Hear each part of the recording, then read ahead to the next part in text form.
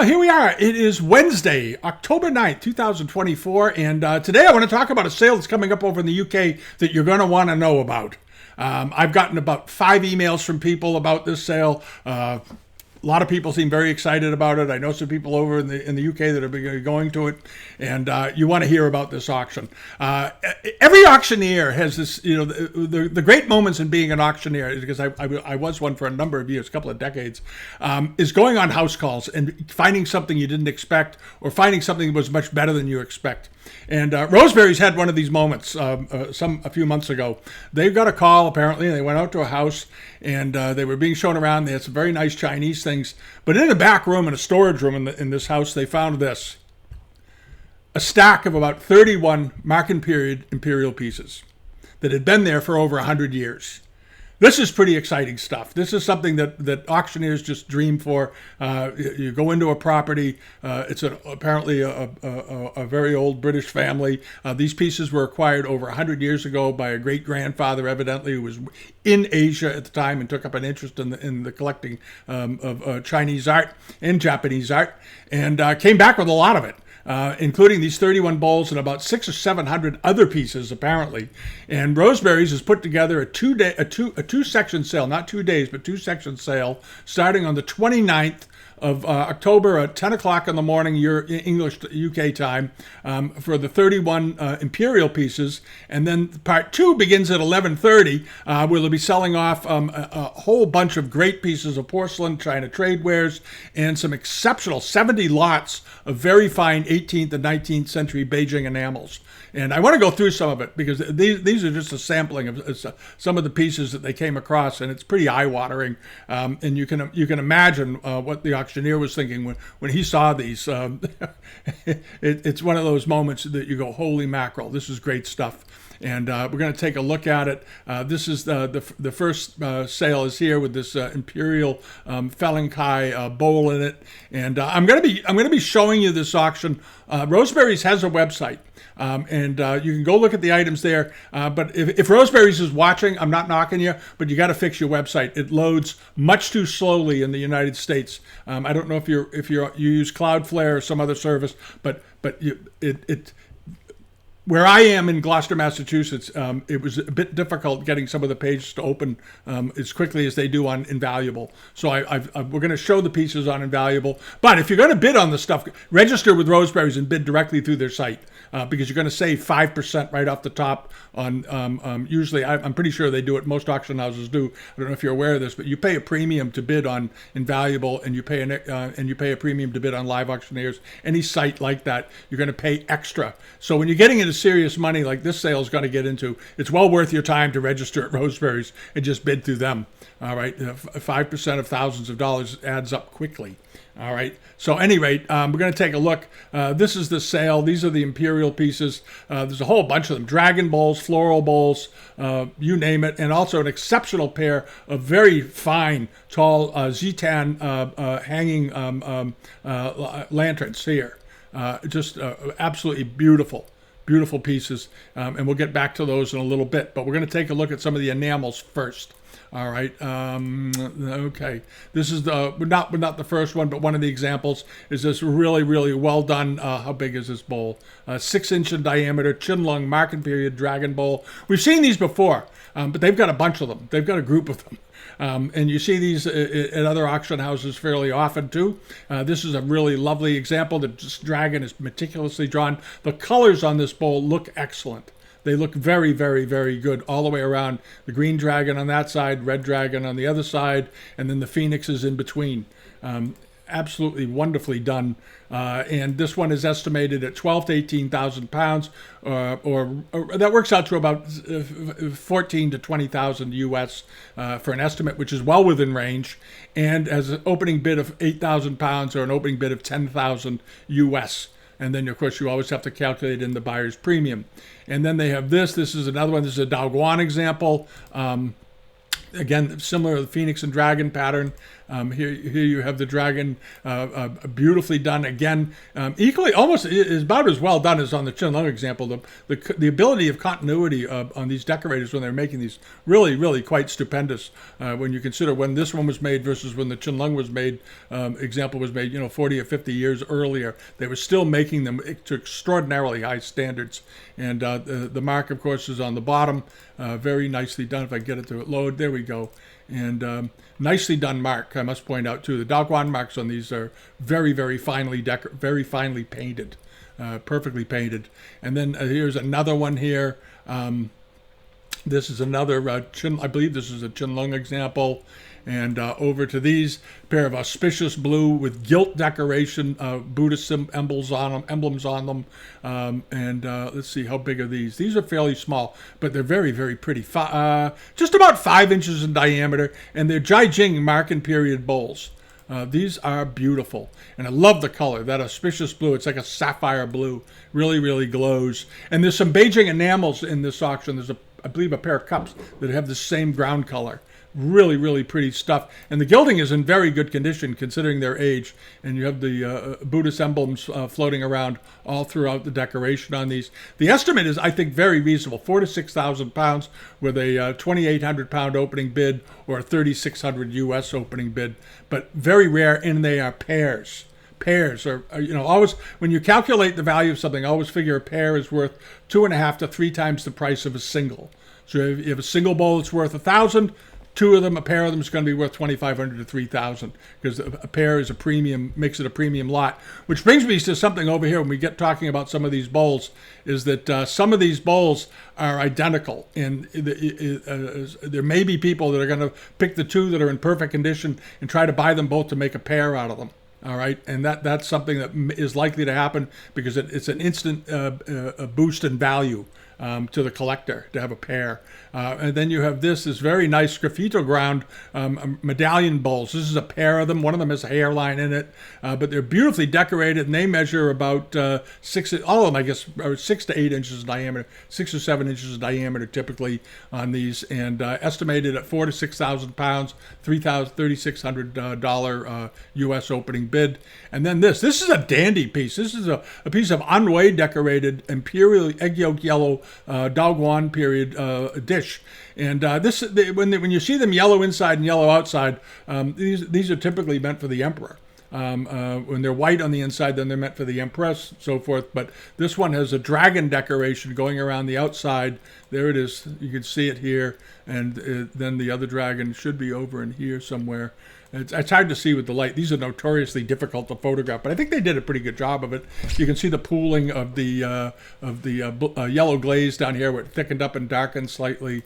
But this is a very nice looking saucer, and I think the estimate's extremely reasonable: £3,000 to £5,000 for an Imperial yellow Daguan saucer, £2,000 opening bid. Very nice. And then there are 4 of these in the sale, and these all measure 18 centimeters in diameter, or about 7.5, about 8 inches actually.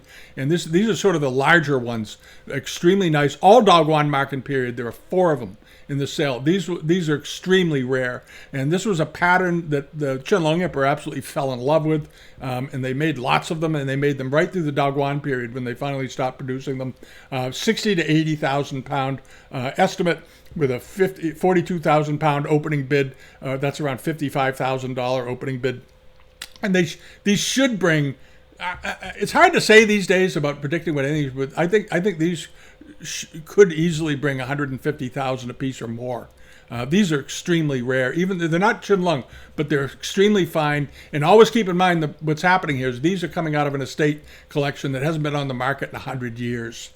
That is a powerful motivator for collectors. These haven't been through 12 auctions since 1980. These are coming straight from this English house, and I think there's going to be a lot of excitement about that element alone. Then you have another one over here. What they very smartly did was they rotated the bowls slightly different, even though they're all pretty much the same. So you'll understand that you're dealing with different bowls, and the listing isn't being repeated accidentally, and it's a good way of displaying all the decoration.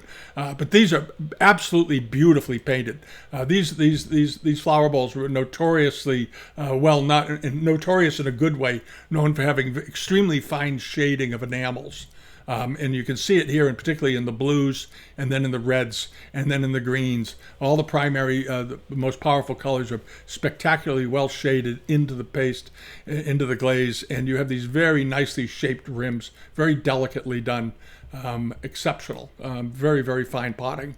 And then over here's another one. It's a little bit overwhelming looking at them all. You're going, wow. And they were all sitting on a shelf, that plywood shelf, for a long time, waiting for someone to say, let's do something with them. Here's another one. Again, 42,000 pound opening bid, and estimated at 60, 80,000. But if somebody wants a pair, they're going to pay extra. They're going to pay a premium and push that price to try to make two out of it, to get two together, maybe buy all four. You never know. All right. And that's going to be a heck of a sale. And I want you to go through it. But this is the Zeton lanterns. These are wonderful. And we've seen these turn up before. But what's really great about these is the shades look like they're in excellent condition. If you look at the decoration, the glass painted shades, the mirrored shades, these look, it's either mirrored or they're transparent. They put some white paper behind them. I can't tell. But these are beautifully done. And the glass looks like it's in great shape. Now, maybe not all the glass is in great shape, so you want to inquire about that. You want to ask questions about that. Are there any repairs to all these little bits here? Is it all original? These are things you're going to have to do when you get into dealing with wood. But these are Zeton.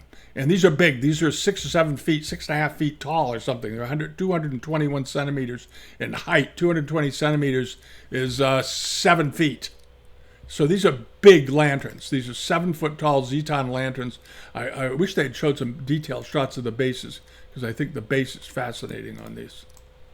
Notice the shafts are also fully carved. And down below here, they're carved, gilded, and pigmented, but beautifully done. This one has a lotus blossom on it. Here you have some fungi coming up, and there's stepped bases. These are exceptional. And they could bring more. They could bring, over 200,000.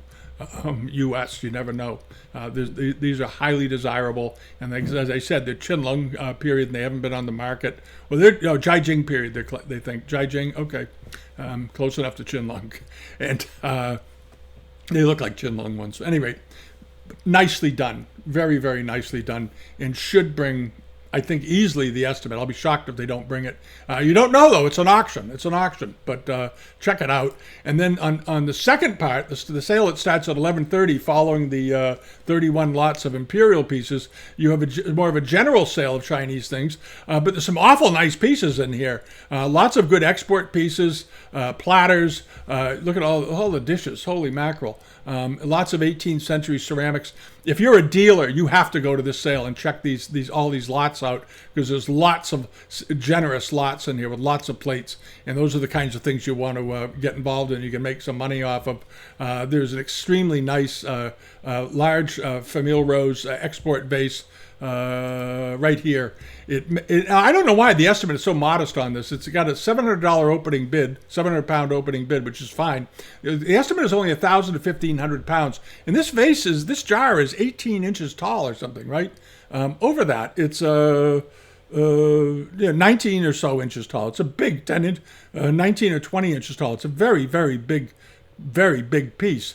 With a very modest estimate. It could easily bring, unless it's damaged. This may have restoration. You always want to get condition reports on anything you're thinking of bidding on, as well as getting all your shipping information before you start your bidding as well. You want to get a clear idea of what the costs are there, but you also want, of course, have condition reports, so you're not buying something that's got some sort of area of restoration you don't know about. Because that, if you know it's restored and you want to buy it, that's fine too, of course. But you want to know before you bid, obviously. But this looks like an awfully nice vase. The landscape scene on it is very, very attractive, very subtle. Fool iron on top. You want to make sure he hasn't been rebuilt. Well, it doesn't. He's still valuable if he's been rebuilt or had damage and fixed on him, but you want to know about it. All right, but a beautiful piece. And then this is a gem of a brush pot. Late Ming to transitional period brush pot with lotus blossoms on it. Very nice one. It's about 6 inches tall, estimated at 8 to 12,000 pounds, or that works out to about $10 to $15,000, which I think is in the range. In the last year, I think we've seen a couple very similar to this one turn up in the market. But the difference is this one is very deeply carved. I don't know if you noticed that compared to some other similar examples that are typically considered to be Ming or 17th century. They're much lower relief. This one has a much deeper relief carving on it, and it's very nicely done, beautifully finished, and looks to be in excellent condition. It probably could use a little oiling and cleaning up at this point, because it probably hasn't had much attention for the year over the last 100 or so years. But it's a very, very nice pot.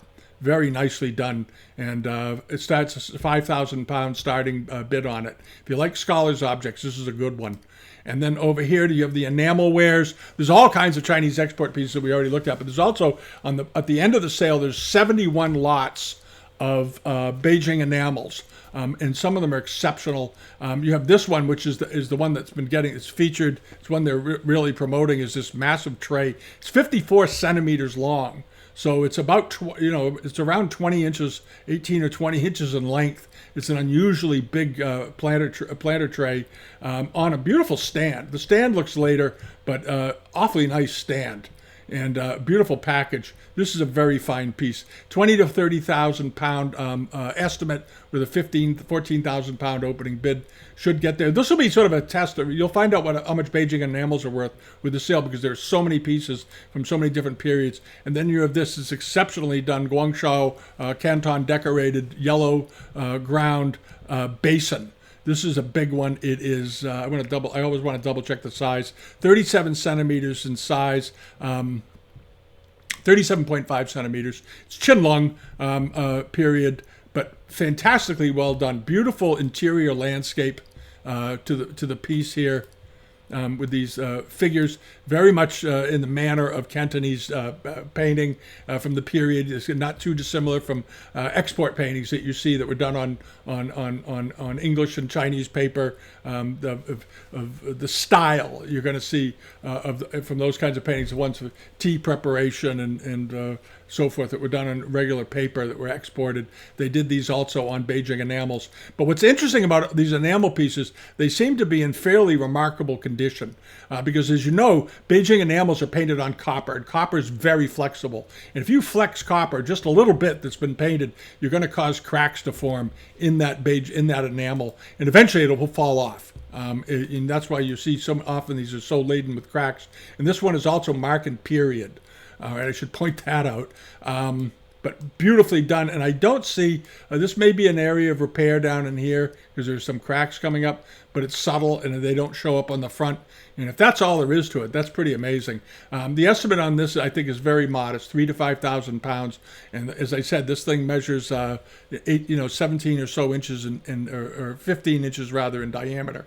With a Qinglong mark on it. I think it's going to get through that estimate. I think it should get through it anyway, because it's beautifully done. 2,000 pound opening bid. So check that out. And then there's another one here with a shaped rim, with a shaped rim, sort of the way they look on Long Quan celadons, where they shape these shaped ring barb rim bowls and so forth. Here it's done on Beijing enamel, yellow border with cartouches in between, depicting flowers, and then in the center is a very, very pretty blossoming landscape scene with a pair of mandarin ducks, which of course are the symbol of marital fidelity. So if you have an anniversary coming up, you might want to buy it for your husband or your wife. It's very modestly estimated at 8 to 1,200 pounds. I think it'll go through that because this is a big piece of enamel. It's 18 inches wide, and it looks to be in very good condition all the way around. There's the back of it. There's no big losses, no big chips, and very, very, very pretty. So it'd make a great anniversary or wedding gift, wouldn't it?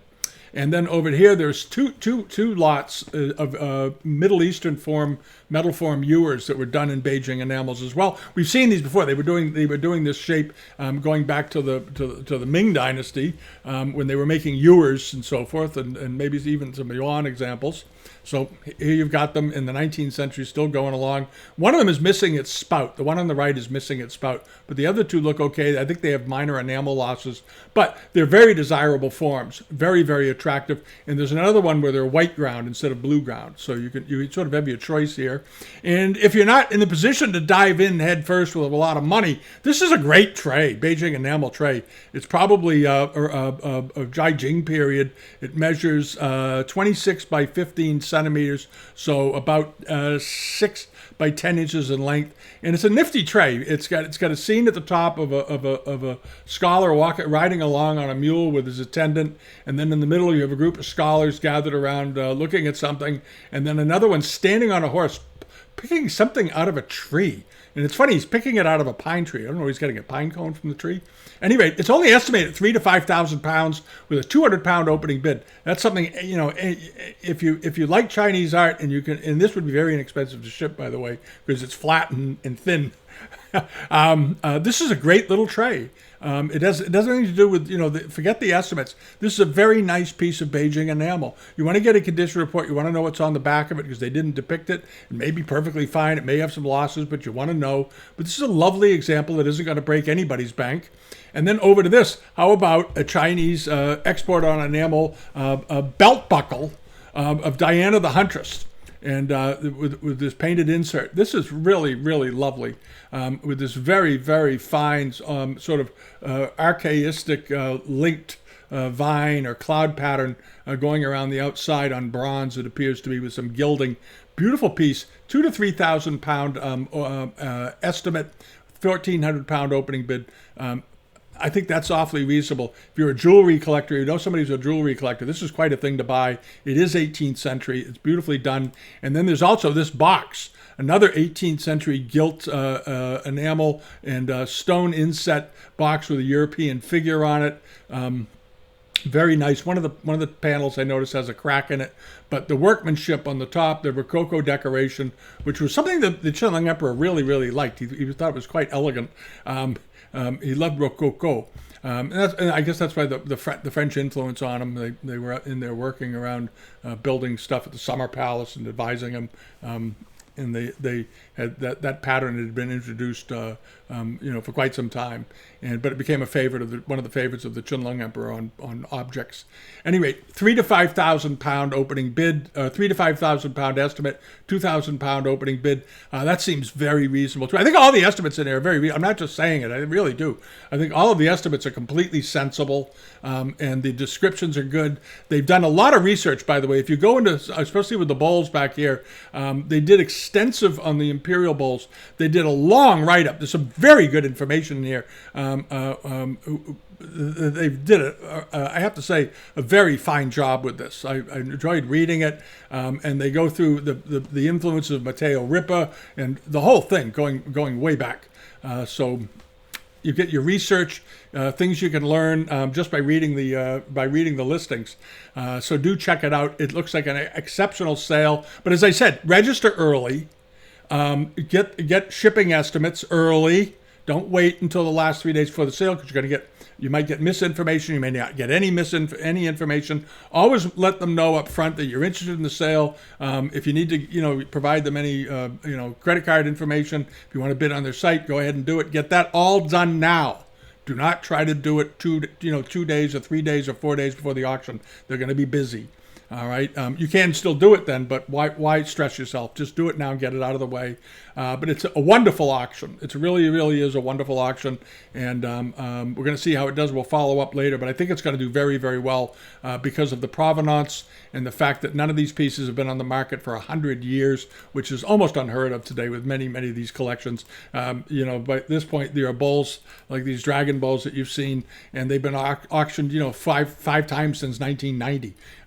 And so forth. They've been through the cow many, many times. These are the first time back for these guys, and there's going to be a lot of interest because of the romance of provenance and the history and all that sort of thing. So do check the sale out, And let me know what you think. Tell me what you think of the pieces. Have you looked at them? What do you think about the auction? Have you ever done business with Roseberys before? What was your experience? Leave a comment about it. Communicate with other collectors here. Let them know what's going on. They seem to be a pretty good company from what I've seen them over the years, and they have nice auctions. So I think they're all set. All right. Have a great week. Thank you for watching. Come back and we'll do the regular video, of course, on Friday, and all that good stuff. All right. Thanks so much. Bye-bye.